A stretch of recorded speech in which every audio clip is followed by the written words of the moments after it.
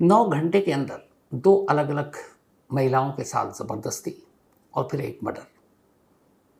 मतलब पेशेवर कातिल भी या पेशेवर क्रिमिनल भी जब कोई क्राइम करते हैं तो बहुत प्लानिंग और सोच समझ कर करते हैं। यहाँ सिर्फ क्रिमिनल एक 19 साल का लड़का है। 19 साल के एक लड़के के अंदर इतनी सारी सोच और ऐसी चीज़ें, ऐसी प्लानिंग, ऐसी साजिश, सोच के परे की चीज़ है। वो भी वो लड़का जिसने अभी हाल में 12th का एग्ज़ाम दिया, 90% मार्क्स के साथ पास हुआ, और वो 2 अलग अलग शहरों में 9 घंटे के अंदर 2 क्राइम करता है। फिर उसके बाद उसका आप दिमाग देखें कि पुलिस से कैसे बचना है, क्या क्या ऐसी चीज़ करनी है कि पुलिस उस तक ना पहुँचे, और पुलिस को दूर रखने के लिए, गुमराह करने के लिए क्या क्या कदम उठाने, ये सब उसके दिमाग में चल रहा था। खुद पुलिस हैरान है क्योंकि उसका पिछला कोई रिकॉर्ड नहीं है राहुल का। IRS अफसर की 22 साल की बेटी के साथ जो रेप हुआ और जो मर्डर हुआ 22 अप्रैल को दिल्ली के अमर कॉलोनी में, मैं उसी के आरोपी राहुल की बात कर रहा हूँ। उसका कोई क्रिमिनल बैकग्राउंड नहीं, 21 अप्रैल की रात से पहले और 22 अप्रैल की सुबह तक। लेकिन उसके बावजूद जो कुछ उसने सोचा, उसकी सोच बताती है कि वो एक क्रिमिनल माइंड का लड़का था। पुलिस को उलझाने के लिए क्या क्या करना है, पुलिस से बचने के लिए कैसे कहाँ जाना है, किसको कांटेक्ट करना है, किस जरिए से कांटेक्ट करना है, क्राइम करने के बाद सबसे पहले राहुल कहाँ गया, किससे फ़ोन पे बात की, फ़ोन पे क्या कहा, और जब पुलिस को 4 दिन की उसकी कस्टडी मिली तो पुलिस ने जब उससे पूछताछ की तो उसने क्या जवाब दिया, ये पूरी कहानी आपके सामने है। 22 अप्रैल की सुबह तक की कहानी तो आपको पता है, कल भी सुनाई थी। 7:22 पर राहुल IRS अफसर के घर से बाहर निकलता है। CCTV कैमरे इसके गवाह हैं। ये जो तस्वीर है ये 7:22 पर राहुल के IRS अफसर के घर से बाहर निकलते हुए की। पीली शर्ट है, सफ़ेद पैंट है, स्लीपर है और पीठ पर एक पिट्ठू बैग है। अब यहाँ से इस घर से मेन गेट की दूरी पैदल चलने में कम से कम 5 मिनट लग जाता है, जो सबसे मेन गेट है इस कॉलोनी का। राहुल यहाँ से निकलने के बाद मेन गेट पर पहुँचता है। मेन गेट पर जाने के बाद वो थोड़ा आगे पैदल और चलता है, क्योंकि उसे डर था कि अब तक कहीं इंसिडेंट की खबर पता ना चल जाए और लोग उसके पीछे आए।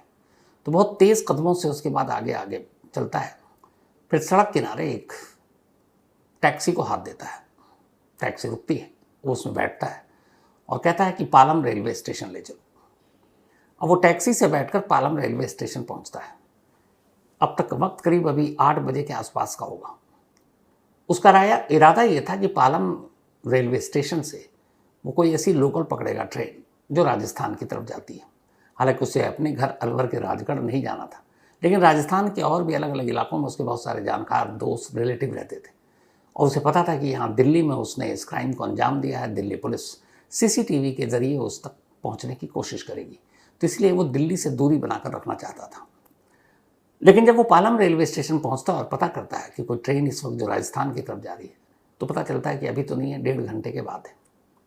अब चूंकि वो एक कातिल एक ज़बरदस्ती करके आया है, मन में खौफ भी है कि कहीं पुलिस यहाँ तक ना आ जाए, तो इसलिए वो एक जगह पर ज़्यादा देर तक रुकना नहीं चाहता था। 1.5 घंटे तक ट्रेन का इंतज़ार एक प्लेटफॉर्म पर करना रिस्की था। राहुल अपना फैसला बदलता है, पालम रेलवे स्टेशन से बाहर निकलता है। इसके बाद वो एक दूसरी टैक्सी करता है और फिर सीधे वहाँ से द्वारका सेक्टर 9 पहुँचता है। द्वारका सेक्टर 9 इसलिए कि इससे पहले राहुल का एक जानने वाला था जो द्वारका सेक्टर 9 में काम कर चुका था और उसे आसपास के लोकेशन का भी पता था। वो द्वारका सेक्टर 9 जाता है, उसी कपड़े में, पिट्ठू बैग अब भी उसके पीठ पर है, और फिर द्वारका सेक्टर 9 में जाने के बाद एक कैसल मेरिडियन होटल है। ये जो आप तस्वीर देख रहे हैं ये उसी होटल की तस्वीर है, कैसल मेरिडियन होटल। ये वहाँ काउंटर पर जाता है और एक रूम बुक करता है, रूम नंबर 201। फिर उसी रूम में एंट्री करता है। इसने अपने चूँकि कार्ड वार्ड दिए तो होटल वाले को भी कोई ऑब्जेक्शन थी नहीं, और दे दिया, और अब तक राहुल की खबर या तस्वीर इस तरीके से सामने नहीं आई थी। अब राहुल सीधे रूम में जाता है और इसके बाद वो रूम से बाहर नहीं निकलता। जब उसने चेक इन किया कैसल मेरिडियन में, द्वारका सेक्टर 9 में, जो कि कैलाश कॉलोनी जहाँ उसने क्राइम किया था उससे करीब 15 किलोमीटर की दूरी पर है और एयरपोर्ट के करीब है, और वहाँ से फिर गुरुग्राम और फिर राजस्थान का रास्ता भी जाता है, मुंबई दिल्ली एक्सप्रेसवे के ज़रिए। लेकिन वो किसी तरह से वक्त खरीदना चाहता था ताकि छुपे और फिर आराम से निकले। अब वो 201 रूम के अंदर है, 9:30 बजे। अंदर जाने के बाद वो जो पहला काम करता है वो फ़ोन निकालता है। वो फ़ोन उसका अपना नहीं है, वो गिर भी ऑलरेडी लूडो की लत के चक्कर में। उस फ़ोन से अब वो उसी होटल के वाईफाई का पासवर्ड पूछता है। जो भी होटल के अंदर आकर रुकते हैं जो गेस्ट, उनको पासवर्ड दे दिया जाता है होटल के अंदर वाईफाई यूज़ करने के लिए। तो होटल का वाईफाई पासवर्ड लेता है, मोबाइल को अपने ऑन करता है और उस वाईफाई से वो पहला कॉल गुरुग्राम में रहने वाले अपने चचेरे भाई, उसके चाचा के बेटे को करता है, जो गुरुग्राम में एक कंपनी में नौकरी करता है। फ़ोन करने के बाद वो उससे पूछता है, ये घबराया हुआ था। उसका कज़न उससे पूछता, तेरी आवाज़ इतनी घबराहट में क्यों है, तू घबराया हुआ क्यों है? तब वो कहता है अपने भाई से, कज़न से, कि भाई मैंने दिल्ली में एक कांड कर दिया है और शायद मैं मरने वाला हूँ। पुलिस मुझे कभी भी पकड़ लेगी। लेकिन मैंने जो अलवर के बारे में मेरे ऊपर इल्ज़ाम लग रहा है वो झूठा है, मैंने अलवर में कोई रेप नहीं किया। चूँकि उसके कज़न को ये पता था कि अलवर में उसके खिलाफ मुकदमा दर्ज हो चुका है एक रात पहले, वो चाचा का बेटा है तो गांव की सारी खबरें उस तक भी हैं। तब उसने कहा कि अलवर वाली बात झूठ है, लेकिन मैंने दिल्ली में एक कांड कर दिया। क्या किया ये उसने नहीं बताया, पर उसने कहा कर दिया है, शायद मैं मर जाऊं और वरना पुलिस तो मुझे पकड़ ही लेगी। इतना बताकर वो फ़ोन काट देता है। अब इसके बाद वो इसी कैसल मेरिडियन होटल के अंदर है। पुलिस अब तक राहुल को सीसीटीवी कैमरे के जरिए पहचान चुकी थी। हालांकि पुलिस इस बात को भी लेकर परेशान थी कि 8 महीने तक इस घर में राहुल ने काम किया। इस दौरान में घर का सारा सामान, रोज़मर्रे की ज़रूरत की चीज़ लाने का काम वही करता था और उसे पता था कि इस कॉलोनी में चारों तरफ सीसीटीवी कैमरे लगे। उसे ये भी पता था कि इस घर के सामने भी कैमरे लगे जहाँ वो कार के पास खड़ा हुआ था। उसे ये भी पता है कि इस कॉलोनी के एंट्री के मेन गेट पर भी कैमरे लगे। तो पुलिस को ये समझ में नहीं आया कि अगर वो इस घर में किसी क्राइम को करने के इरादे से आया था तो उसने अपना चेहरा क्यों नहीं ढका, या तो कैप से या फिर मास्क से, किसी भी चीज़ से। पर फिर पुलिस को लगा कि शायद उसे ये एहसास हो, डर हो कि अगर चेहरा ढक के जाएंगे तो लोगों का ध्यान उसकी तरफ जाएगा। तो खैर, अब पुलिस को राहुल का पता मालूम था। राहुल को ढूंढने के लिए अलवर के राजगढ़ में एक टीम जाती है, लेकिन राहुल वहाँ था नहीं, मोबाइल उसका बंद, नंबर ऑन नहीं। तब पुलिस फिर ऐसे लोगों की तलाश शुरू करती है जो दिल्ली में या दिल्ली के आसपास रहते हैं, जो राहुल के दोस्त हैं या रिश्तेदार हों। तो जब घर वालों से पूछताछ होती है, गांव वालों से पूछताछ होती है, तब वो बताते हैं कि साहब गुरुग्राम में उसका एक कज़न रहता है और उसके साथ उसकी करीबी भी है। तो जैसे ये बात पता चलती है, पुलिस को लगा कि वो पक्का गुरुग्राम में अपने भाई के यहाँ छुपा होगा। अब गांव वालों से पुलिस उस कज़न का नंबर लेती है, उस नंबर को सर्विलांस पर लगाती है, लेकिन कोई ऐसी जानकारी नहीं मिलती। पर हाँ, पुलिस देखती है कि इसके बाद 2-3 कॉल इंटरनेट कॉलिंग के थ्रू की गए। तब तक पुलिस की एक टीम गुरुग्राम पहुंच गई थी, उसके कज़न को उठा लिया। उसके बाद पुलिस अपने साथ लाई, अब कड़ाई से पूछताछ। तब कज़न ने पहली बार बताया कि सुबह उसके पास एक कॉल आया था और कॉल राहुल ने किया था और राहुल ने ये कहा था कि दिल्ली में मुझसे एक कांड हो गया, पुलिस मुझे पकड़ लेगी, मैं मर भी सकता हूँ, लेकिन अलवर में मैंने कुछ नहीं किया। अब जब ये सारी चीज़ें पता चली तो फिर पुलिस ने उस कॉल को जो किया और जो भी नंबर था उसके ज़रिए फिर डिटेल पता करना शुरू किया। तो पता चला कि ये दिल्ली के द्वारका सेक्टर 9 के होटल कैसल मेरिडियन के वाईफाई को इस्तेमाल कर फ़ोन किया गया। पुलिस की फ़ौरन एक टीम पहुंचती है और ये सारी चीज़ों में कई घंटे बीत चुके। अब शाम के करीब 6 बजने वाले हैं। 5:45 के आसपास पुलिस की टीम कैसल मेरिडियन में दाखिल होती है, लेकिन सादी वर्दी में, ताकि उन्हें यह था कि अगर राहुल कहीं आसपास हो, रिसेप्शन पे हो, तो पुलिस की वर्दी देखकर भाग न जाए। पर इत्तेफाक से कोई था नहीं। पुलिस जाकर पूछती है, तस्वीर दिखाती है, रजिस्टर मांगती है कि आज कौन कौन यहाँ आया। इत्तेफाक से उस रजिस्टर में राहुल का नाम भी असली था, वो अपने ओरिजिनल नेम से उसने रूम लिया था। इसके बाद रूम नंबर पता चलता है। पुलिस होटल के स्टाफ, हाउसकीपिंग वालों को साथ लेकर 201 के बाहर जाती है, डोरबेल बजाती है। हाउसकीपिंग वाला बताता है कि मैं कौन हूँ। राहुल को लगा कि होटल वाला है, दरवाज़ा खोलता है, पीछे सादी वर्दी में पुलिस। राहुल अब दिल्ली पुलिस के शिकंजे में था। इसके बाद पुलिस अब उसे लेकर अपने साथ वापस आती है अमर कॉलोनी, जो थाना पड़ता है वहां। थाने में लाकर अब राहुल से पूछताछ शुरू होती है। राहुल से अलग अलग किस्तों में लंबी पूछताछ हुई। उस पूरी पूछताछ में राहुल ने क्या क्या बताया, दिल्ली पुलिस के जो सोर्सेज उनके हवाले से आपके सामने रखता हूं। जो पहली चीज थी वो ये कि तुमने ये क्राइम किया, IRS अफसर की 22 साल की बेटी का मर्डर किया, रेप किया। पहले तो राहुल को लगा कि कत्ल वाली बात तो चलो ठीक है, रेप की बात से मुकर जाओ। उसने कहा नहीं, मैंने ऐसा कुछ नहीं किया। फिर जब पुलिस ने कैमरे, जो CCTV कैमरे की तस्वीरें और वो दिखाई, उसके जाने की और आने की, और दोनों तस्वीरों में फ़र्क था।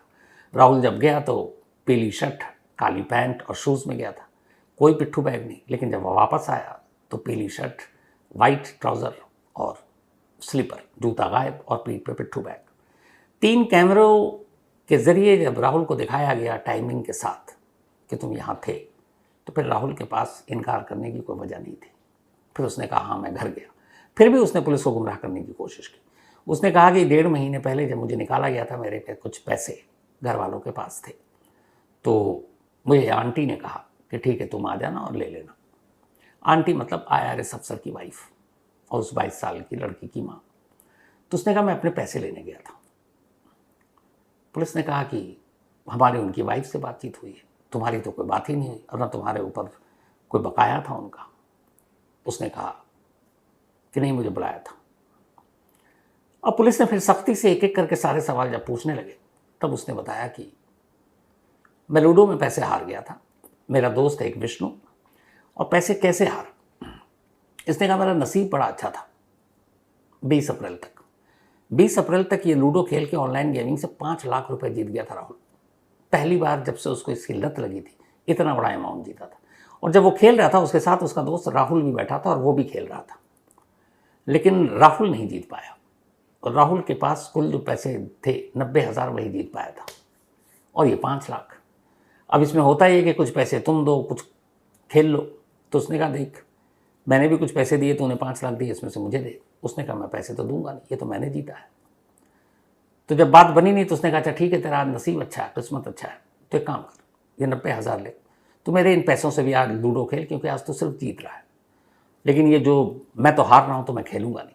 तो तू मेरे पैसे दाव पे लगा और मुझे जीत के दे, तो अपने 5 में से नहीं देना चाहता है। उसने कहा ठीक है। अब उसने अपने दोस्त विष्णु के 90,000 रुपये पर ऑनलाइन गेमिंग के तहत लूडो खेलना शुरू किया, और जैसे ही ये किया बदनसीबी का दौर शुरू हो गया। वो धीरे धीरे करके अपने दोस्त के 90,000 हार गए। अब उसके दोस्त को गुस्सा आया कि तू अपना तो जीत गया 5 लाख, मेरे 90,000 हार गया, मुझे सारे पैसे दे। उसने कहा तुमने कहा खेलने के लिए, मैं खेला, मैं हार गया, ये तो लक की बात है, तो मैं तुम्हें कहाँ से दूँ। उसने कहा नहीं, तुझे देना पड़ेगा, तू उन 5 लाख में से दे। तो कहते हैं कि इसके बाद उस 90,000 को वापस लाने के लिए राहुल ने कहा ठीक है मैं तुझे देता हूँ, मैं अपने पैसे से अब खेलता हूँ। अब वो जो 5 लाख जीता था उसने उससे लूडो खेलना शुरू किया। पर बदनसीबी ये कि धीरे धीरे धीरे करके उस 90,000 को वापस लाने के लिए राहुल अपने 5 लाख भी हार गया जो वो जीता था। अब उधर 5 लाख हार गया, दोस्त के 90,000 हार गया, उसके पास कोई पैसे नहीं।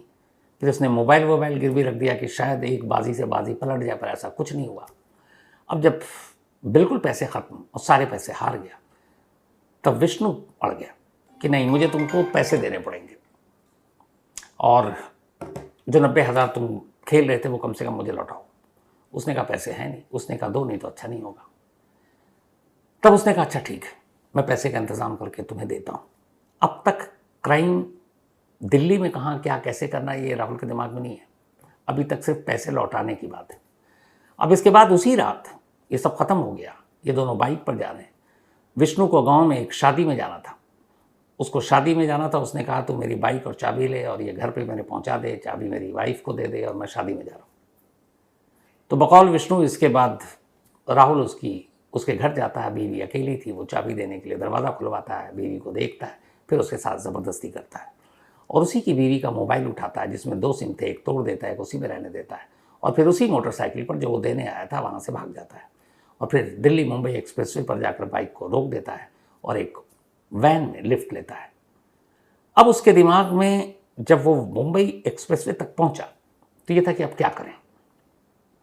तब पहली बार उसे ख्याल आया कि दिल्ली में अमर कॉलोनी चलते हैं, क्योंकि 1.5 महीने पहले उसने नौकरी छोड़ी थी, 8 महीना कर चुका था, उस घर की एक एक रूटीन से वो वाकिफ था। तब उसने कहा वहाँ चलते हैं, वहाँ अलमारी में मैंने देखे हैं काफ़ी कैश होते हैं, 2-2.5 लाख तो होते ही, इतना आधा दे दूंगा विष्णु को, आधा काम हो जाएगा। तब वो कैब वाले से कहता मुझे दिल्ली ले चलो, और अमर कॉलोनी के ठीक थोड़ा पहले वो आकर रुक जाता है।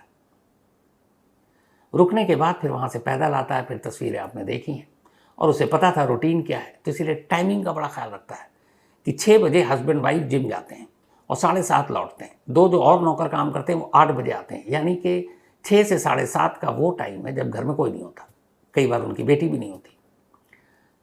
इसी के बाद वो घर पहुंचता है 6:36 के आसपास सुबह, पर वहाँ जाता है तो घर में बेटी। अब उसे लगा ये क्या, चोरी कैसे करे। बेटी भी समझ गई अभी इसको निकाला गया, और यहाँ सुबह सुबह इस तरह समझ गई गड़बड़ है। वो शोर मचाना चाहती थी, उसने उस पर काबू पाने की कोशिश की, फिर उसने उसके सर पर जोर से मारा। इसके बाद वो बेहोश हो गई। बेहोश होने के बाद उसने उसके साथ ज़बरदस्ती की, फिर उसके थंब इम्प्रेशन से लॉकर खोलने की कोशिश की, नहीं खोला तो फिर तोड़ा, और करीब 2 से 2.5 लाख रुपए और कुछ जेवर निकाले, बैग में डाले, पैंट बदला जिस पर खून लग गए, जूता बदला जिस पर खून लग गए, स्लीपर पहना, उसी घर का पिट्ठू बैग लिया, उसमें चोरी का माल डाला और लेकर चला गया। और फिर यहाँ से आपको पता है कि वो कैसल मेरिडियन होटल तक पहुँचा था। अब पुलिस ने पूछा कि तुम उस घर में थे, उस घर के लोगों का बर्ताव कैसा था। उसने कहा मैंने वहाँ 8 महीने काम किए, 8 महीने में मुझे हर महीने ये 20,000 रुपये दिया करते थे महीना, ठीक ठाक था 20,000 रुपये। और उसने कहा उन घर वालों का बर्ताव मेरे प्रति बहुत ही अच्छा था, वो बहुत तमीज़ से पेश आते थे, यहाँ तक कि त्यौहार के मौके पर, होली दिवाली पर वो हमें बोनस भी देते थे, कपड़े भी देते थे कि त्यौहार है लो। तो पुलिस ने पूछा जब घर वाले इतने अच्छे थे तो तुम्हें नौकरी से क्यों निकाला। तो उसने बताया कि असल में लूडो वहाँ भी खेलता था, लत लगी हुई थी, छोटे छोटे जीतता फिर हारता। कई बार ऐसा होता कि लूडो खेलने के लिए पैसे नहीं ऑनलाइन गेमिंग में, तो उस घर का राशन में ही लाता था, और उसी कॉलोनी के पास 2-3 दुकानें जहाँ से वो लेकर आता था, तो वहाँ जाता था, वहाँ से राशन ले आता था। तो कुछ दुकानदारों से पैसे मांगे, उन्हें पता था मैं साहब के यहाँ काम करता हूँ, वो दे देते थे और मैं उन्हें लौटा भी देता था। फिर कई बार ऐसा हुआ कि सामान लेने गया पैसे लेकर, पर उसने सामान लिया और कहा कि साहब या मैम के पास अभी पैसे नहीं है, वो आएंगे तो दे देंगे। उन्हें भी पता है इतने बड़े अफसर हैं, दुकानदार बिना पैसे लिए हुए दे देता था, जबकि वो पैसा लेकर आता था, उस पैसे से फिर वो गेम खेल लेता था। तो जब कई बार ऐसा हुआ तब दुकानदारों को लगा और कुछ उधार उसने लौटाया नहीं, तब उन्होंने IRS अफसर की वाइफ को ये बात एक दिन बता दी। वो किसी काम से शॉप पहुंची कि ये राहुल इस तरीके से करता है। फिर दूसरे शॉपकीपर ने ये बताया। जब 2-3 शिकायत आई तब उन्होंने अपने हस्बैंड को बताया, और तब ये हुआ कि ये ठीक नहीं है, ये उधार ले रहा है, नाम बदनाम कर रहा है, पैसे नहीं देता है, तो हो सकता है कल को चोरी भी करे। इसीलिए 1.5 महीने पहले हस्बैंड और वाइफ ने मिलकर राहुल को नौकरी से निकाल दिया। अब पुलिस ने पूछा कि जब तुम्हें पैसे की ज़रूरत थी, तुम्हारे दोस्त को लौटाना था, तो फिर तुमने मर्डर क्यों किया, और मर्डर से पहले रेप क्यों किया या ज़बरदस्ती क्यों की। तब राहुल ने जो पुलिस को बताया वो ये कि अगर मुझे दीदी पैसे दे देती तो ये सब नहीं होता। अब आप सोचिए, जिस लड़की की उसने आबरू लूटी, अब उसे दीदी कह के संबोधित कर रहा है। कह रहा अगर दीदी मुझे पैसे लेने दे देती या पैसे दे देती तो ये सब कुछ नहीं होता, फिर मैं कुछ नहीं करता। यानी अगर उसे चोरी करने से नहीं रोका जाता तो उसका कहना है कि ना मैं कत्ल करता ना मैं ज़बरदस्ती करता, पर चूंकि उस लड़की ने रोका इसीलिए हाथापाई हुई, और इसी दौरान जब वो बेहोश हुई तब उसने उसके साथ ज़बरदस्ती की। फिर उसे ये डर था कि अब वो चूँकि पहचान चुकी, उसे घर में आया है तो वो सबूत छोड़ना नहीं चाहता था, और इसीलिए उस वक्त वहाँ एक मोबाइल का चार्जिंग वायर पड़ा था जो उसने उसके गले में बेहोशी के आलम में डाला, गला घोंटा, और जब उसे यकीन हो गया कि वो मर गई तब फिर आराम से, उसे अभी भी घड़ी देख रहा था, उसे पता है टाइमिंग, 8 महीने में उसे मालूम था कि कभी भी हस्बैंड वाइफ 7:30 से पहले घर नहीं आते, क्योंकि वो जिम में जाते हैं, दोनों जिम करते हैं, और 1 घंटा जिम, हाफ एन आवर बाकी चीज़ों में लगाते हैं। तो उसे सब पता था, और 8 बजे से पहले कभी नौकर नहीं आएंगे बाकी दो। तो तसल्ली से बिना खौफ के कपड़े बदलता है, जूते उतारता है, स्लीपर पहनता है, IRS अफसर का ही पैंट उठाता है अलमारी से, फिर वो सारे पैसे और वो कैश लेता है, वहीं से एक बैग ढूंढता है, उसमें डालता है, और फिर नीचे तसल्ली से, आप सीसीटीवी कैमरे में जब जाते हुए देखेंगे तब भी वो घबराहट में नहीं है, वो चला जाता है। तो पुलिस पूछताछ में राहुल का कहना था कि अगर दीदी ने मुझे न रोका होता तो ये नहीं होता। लेकिन दिल्ली पुलिस का कहना है कि 9 घंटे के अंदर जो लड़का 2 रेप करे और 1 मर्डर, इसका मतलब है उसकी फितरत है, उसका क्रिमिनल माइंड है ये सारी चीज़ों को करने की। पोस्टमार्टम रिपोर्ट आ गई। उस रिपोर्ट में कहा गया है कि उस लड़की के जिस्म पर जगह जगह जख्मों के निशान और नोचने खसोटने के निशान हैं। लेकिन ज़बरदस्ती करने की जहाँ तक बात है, पोस्टमार्टम रिपोर्ट से कभी इसका खुलासा नहीं होता। इसके लिए फॉरेंसिक रिपोर्ट आती है और फॉरेंसिक रिपोर्ट का भी इंतज़ार किया जा रहा है। शायद आजकल में आ भी जाए तो उससे कंफर्म हो जाएगा। 19 साल का लड़का, सोचिए, 9 घंटे 2 ऐसी वारदात, और उसके बाद बचने के लिए भी कि कैसे कहाँ जाना है, रेलवे स्टेशन जाना, होटल जाना, फ़ोन कैसे इस्तेमाल करना है, सारी बातें पता है। मतलब क्रिमिनल बैकग्राउंड ना होते हुए भी उसका पूरा दिमाग एक क्रिमिनल की तरह ही चल रहा है।